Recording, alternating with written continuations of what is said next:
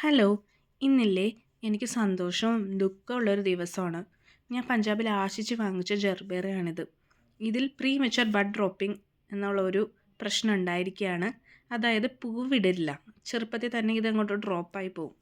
Baby pink ജർബേറയിലും ഇത് തന്നെയാണ് അവസ്ഥ. ഞാൻ എന്തായാലും ഇതിൻ്റെ റൂട്ടൊന്ന് ചെക്ക് ചെയ്യാമെന്ന് വിചാരിച്ച് എടുത്ത് നോക്കിയതാട്ടോ.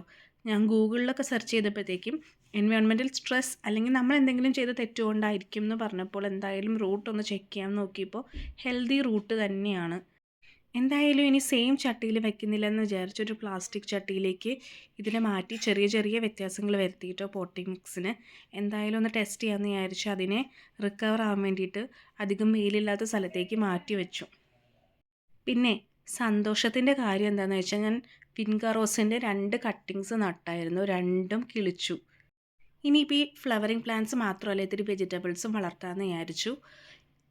ചില്ലി സീഡ്സും പിന്നെ ചെറി ടൊമാറ്റോസിൻ്റെ സീഡ്സും പാകിയായിരുന്നു, എല്ലാം മുളച്ചു. അപ്പോൾ ആരും സബ്സ്ക്രൈബ് ചെയ്യാൻ മറക്കണ്ട. താങ്ക്